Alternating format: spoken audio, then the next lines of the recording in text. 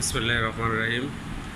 প্রিয় স্বতন্ত্র ইবতেদায়ী মাদ্রাসার শিক্ষক ভাই বোনেরা, সবার প্রতি সালাম, আসসালামু আলাইকুম। আশা করি সবাই ভালো আছেন। আজকে হঠাৎ করে একটু কথা বলা, সে বিষয়টা হচ্ছে যে আমাদের স্বতন্ত্র ইবতেদায়ী মাদ্রাসা নিয়ে যেমন প্রশাসন বা গভর্নমেন্ট থেকে নানাবিধ কর্মকাণ্ড অবহেলা করা হচ্ছে বা সুনির্দিষ্ট দিক নির্দেশনা পাচ্ছে না, তেমনি আমাদের নেতৃবৃন্দ বা সংগঠনের পক্ষ থেকে বিশৃঙ্খলার সৃষ্টির একটা সিচুয়েশন বা অবস্থা তৈরি হয়েছে। তো এই থেকে উত্তরণের কিছু উপায় আছে, যেটা মতানৈক্য বর্তমানে আমাদের ভিতরে বেশি। সেটা হচ্ছে যে আমাদের অনুদানভুক্ত, অনুদানবিহীন, কোডভুক্ত, কোডবিহীন, এই যে শব্দগুলো আসছে, একটি মতানৈক্যের মূল বিষয়। যখন আমরা 19শে জানুয়ারি আন্দোলন করি তখন কিন্তু এই বিষয়ে মতানৈক্য ছিল না। যখন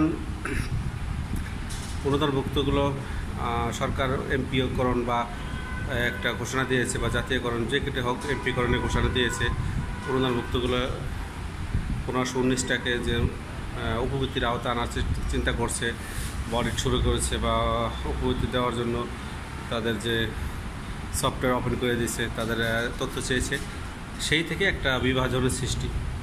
তো এখন এটার ব্যাখ্যা কী? ব্যাখ্যা হচ্ছে যে যখন অনুদানভুক্তগুলো হচ্ছে তখন থেকেই এই বিশৃঙ্খলা বা মতানৈক্য বা আমাদের ভিতরে মনোমালিন্য, পার্থক্য শুরু হয়েছে। এটা হওয়াটাই স্বাভাবিক ব্যাপার বা হওয়া উচিত বলে মনে করি। যদি এমন হয়তো অনুদানভুক্ত বা অনুদানবিহীন এমন না হয়তো, কোডভুক্ত কোডবিহীন যদি না হয়তো, যদি বলতো যোগ্য প্রতিষ্ঠানগুলো চান নেন, তাহলে এত মতানৈক্য বা এত বিশৃঙ্খলা বা আমাদের সংগঠনে এত মতানৈক্য থাকতো না। আর একটা কথা, যেখানে 4312টা প্রতিষ্ঠান অলরেডি এমপিও দেওয়া ছিল, সেটা না নিয়ে কেন আমাদের নেতৃবৃন্দ 1519টাই নিয়ে নিল, সেটা একটা প্রশ্নের কারণ।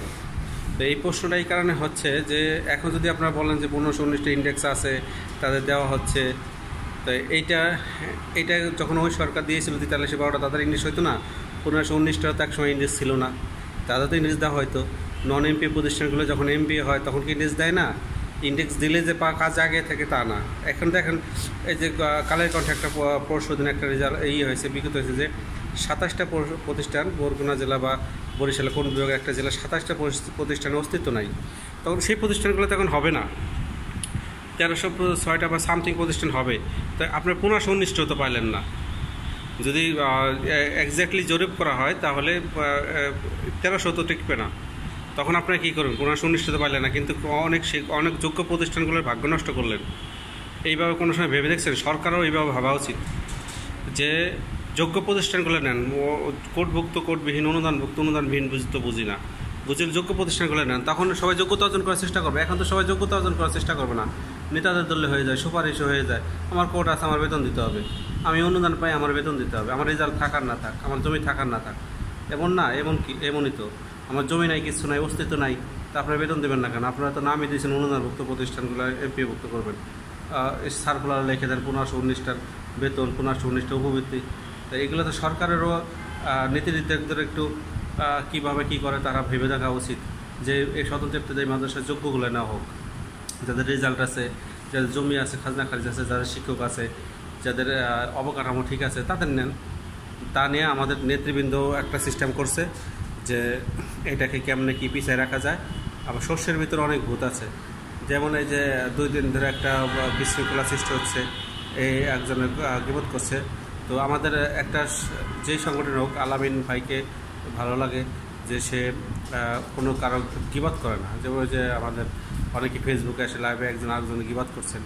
তো কোনো সংগঠনের কাউকে কেউ যেন গীবত না করে, সেই বিষয়ে খেয়াল রাখতে হবে। কিন্তু কার্যক্রমে আগানোর জন্য আমরা যদি নেতৃবৃন্দ সবাই ঐক্যমত হয়ে একটা কাজ করতে পারি, যে আমাদের যোগ্য প্রতিষ্ঠানগুলো অবশ্যই নিতে হবে, যাদের স্যার যোগ্যতা আছে অবশ্যই নিতে। এরকম যোগ্য প্রতিষ্ঠান 4-5 হাজার যদি প্রথম ধাপে ঢুকে যায়, তার পরের ধাপে যদি 3-4 হাজার 1-2 বছরের ভিতরে তারা যোগ্যতা অর্জন করে আসে, তাহলে তো আমাদের সমস্যা নেই। তখন আমরা বলতে পারবো যে আমরা যোগ্যগুলো গেছে, অনুদানভুক্ত, অনুদানবিহীন এটা বলতে পারবো না, যে আমার প্রতিষ্ঠান গেছে, অমুক নেতার কারণে গেছে, এটা বলতে পারবো না। তো যেন সুপারিশ বা ঘুষ বাণিজ্য না হয় এমন সিস্টেম করে যদি নেওয়া হয়, তাহলে সাধারণ শিক্ষকরা খুশি হবে এবং সরকারের প্রতি খুশি থাকবে। তো আমাদের সরকারের প্রতি একটা রিকোয়েস্ট আপনারা শুধু যোগ্য প্রতিষ্ঠানগুলাই নেওয়ার চেষ্টা করেন এবং যোগ্য প্রতিষ্ঠান যে ক্রাইটেরিয়া আছে, যে অনুদানভুক্ত করে নিচ্ছেন যে কন্ডিশনে, এই কন্ডিশনে কোডভুক্ত বা কোডবিহীনদের নিয়ে নেন। কোড দিবেন আপনারা, অনুদান দিবেন আপনারা, ইন্ডেক্স দিবেন আপনারা। তো এই সরকার যদি এটা দিয়ে নেয় তাহলে আমাদের স্বতন্ত্র ইবতেদায়ী মাদ্রাসা এই 40 বছর যে গ্লানি, 40 বছর যে গ্লানি, হাজার হাজার শিক্ষক যে অবহেলা আছে, সেটা থেকে ইনশাল্লাহ আশা করি তাদের এই সমস্যাটা দূর হবে। তো হাজার হাজার ছাত্রছাত্রী আছে, উপবৃত্তির জন্য তার ইন্ডেক্স প্রয়োজন নাই, উপবৃত্তি সমস্ত মাদ্রাসায় পাওয়া উচিত মনে করি। সমস্ত দান অনুদান বা কোডবিহীন এটা তো বিষয় না, বিষয় উপবৃত্তি সমস্ত ছাত্রী পাওয়ার যোগ্যতা রাখে, তাদের তো উপবৃত্তি দেওয়া উচিত। তো উপবৃত্ত পায় এক লেভেলের ছাত্ররা, অনুদান পায় এক লেভেলের ছাত্ররা, এই শিক্ষকরা, এটা তো গভর্নমেন্টের জন্য কী ব্যাপার সেটা তো বুঝে আসে না। তো আমি আশা করি সরকারের কোনো সংস্থা বা আমাদের যে নেতৃবৃন্দ আছে তারা যদি এই ভিডিওটা দেখে, আমাদের একটাই দাবি যোগ্য প্রতিষ্ঠানগুলো না হোক। যেহেতু আমাদের এই 15-19টা নেওয়ার প্রশ্ন আসে না, 15-19টা হোক এটা আমরা চাই, হোক কিন্তু 43-12টা যে এমপিও ছিল সেইটাও না হোক, সেটা তো একটা কন্ডিশনে ছিল। সেই কন্ডিশনটা কেন সরকার মানবে না? সেই কন্ডিশনটা মেনে তাহলে আমাদের এই এমপিওভুক্ত দেওয়া হচ্ছে। এটা 19 সালের সিগনেচার করা যে গেজেট, সেই পেপারসগুলো আমাদের সবার কাছে আছে, সরকারের কাছে আছে। সরকার যদি দেখে ওই অনুযায়ী করে তাহলে আমাদের স্বতন্ত্র ইবতেদায়ী মাদ্রাসার সমস্ত সাধারণ শিক্ষকরা খুশি হবে।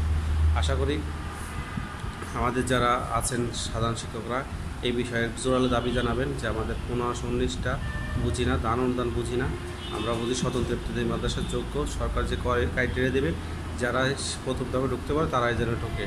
তো এই অবস্থায় যদি আমরা আগাই তাহলে ইনশাল্লাহ সফলতা হবে। তারপর নেক্সট টাইম তারা আবার ওই ক্রাইটেরিয়া অবলম্বন করতে পারবে, তারা আবার যে চলে যাবে, অটো হয়ে যাবে। তখন আর নেতৃবৃন্দ বা এটা সেটা করা লাগবে না। তো আমরা এই ধান্দা বাদ দিয়ে আমাদের সাধারণ শিক্ষকদের সচেতন কনসিডার দিতে হবে। কোনো ধান্দার ভিতরে পা না দিয়ে আমরা এই একটা সঠিক কথায় আসি। আমরা যখনই আমি যদি পিছিয়ে থাকি তাহলে আমি ভাববো যে আমি পিছিয়ে নেই, এই চিন্তা ভাবনা যখন আপনার ভিতরে আসবে তখন স্বতন্ত্র ইবতেদায়ী মাদ্রাসা সবার বেতন হবে। আর যে সামনে আছে সে যদি পিছিয়ে থাকে তারও সামনে দিয়ে দিতে হবে যে ভাই আপনি যোগ্য, আপনার টাকা হোক। এই মন মানসিকতা নিয়ে যখন আপনি আগাইতে পারবে তখনই বেতন সম্ভব ইনশাল্লাহ হবে। এই জন্য আমাদের সবার এক কথাই থাকবে, যোগ্য প্রতিষ্ঠানগুলো আগে ঢোকা হবে। 43-12টা অলরেডি যেহেতু আছে, নয় 43-12টা নিতে হবে, না যোগ্য প্রতিষ্ঠান নিতে হবে। 15-19 দান অনুদান বুঝি না, আমাদের একটা অলরেডি সিগনেচার হয়েই আছে এমপিও, সেইটা আমরা নেব। এমপিও যদি নেই সেটাই নেব। আর জাতীয়করণ নিলে দেখা গেলো 15-19টা সেটা আলাদা বিষয়, কিন্তু এমপিও যদি নেই আমরা সেইটাই নেব। কারণ এই 15-19 টাকা হয়ে গেলে তখন আর ওই যে 43-12টার নাম না কেউ থাকবে না। এই জন্য আমরা 43-12টাই নিলে সেটাই নেব, তাছাড়া 15-19টা নেব না। এই জন্য আমরা ঈদের পরে 20 তারিখ থেকে জোরালো সমস্ত শিক্ষক দল বেদল বুঝি না, আমরা একটা পর্যায়ে আসতে চাই যে কী কারণে কাকে নেওয়া হচ্ছে। যদি বলে 15 ইন্ডেক্স আছে, নাও, এটাও ইন্ডেক্স ছিল না, তাহলে 43-12টা আমাদের এমপিও দেওয়া আছে, ইন্ডেক্স না, ওটা এমপিও দেওয়া আছে।